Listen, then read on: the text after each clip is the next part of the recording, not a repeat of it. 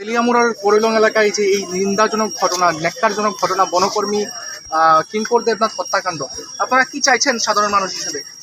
দোষীদের শাস্তি, দোষীদের কঠোর সাজা হোক এবং ফাঁসির ব্যবস্থা হোক। গর্হিত সামাজিক অপরাধ যোগ সাজসে এই হত্যাকাণ্ড, অপরাধের যাতে কোনো অবস্থাতেই ছাড় না পায়, ওর উপযুক্ত শাস্তি হচ্ছে ফাঁসি।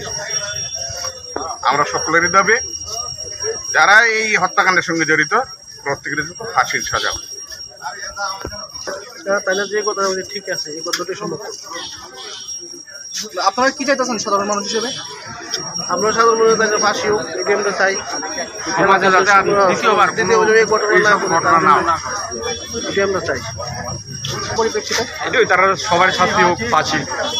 তারা এই যিনি বনকর্মী ছিলেন কিঙ্কর দেবনাথ, এই এলাকার বাসিন্দা ছিলেন, এই বিষয়টা নিয়ে এসে কীভাবে দেখতেছেন এই ঘটনাটা সম্পূর্ণ সাধারণ মানুষ হিসেবে? সমাজের বুকে যে এইরকম একটা ঘটনা, এটা কি ভালো হয়েছে নাকি খারাপ? খুবই খারাপ, খুবই খারাপ, খুবই খারাপ। কি চাইতেছেন আপনারা?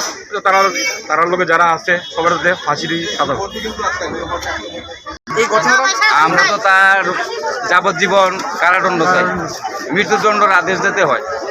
এরকম যাতে পুলিশ এরকম ক্রাইম আমরা জীবনও দেখিনি। এরকম ক্রাইম আমাদের গ্রামে কোনোদিন হয়নি। তেলিয়ামুড়া তো শুনি, আমার 49 বয়স, আপডেটও তো শুনি না। এরকম জঘন্য লোক আমাদের গ্রামে।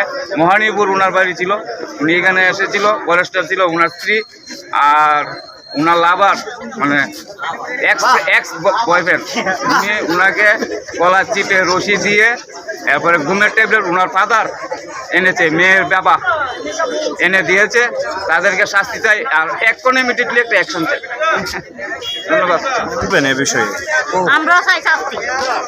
গ্রামে এমন একটা ঘটনা হচ্ছে, আমরা শাস্তি চাই। আপনারা দুজন যেতে ফাঁসি চাই, এমন কাজ আর না হয়।